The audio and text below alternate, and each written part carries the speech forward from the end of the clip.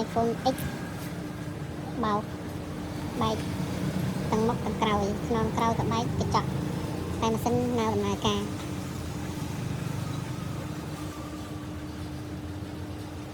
ម៉ាស៊ីនចុច power ឡើងចេញភ្លើង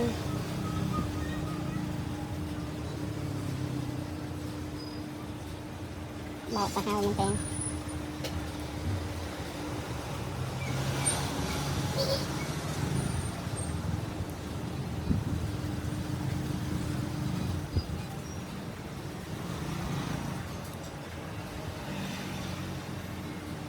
នេះជាវីដេអូខ្លីទេចាំរងចាំទស្សនា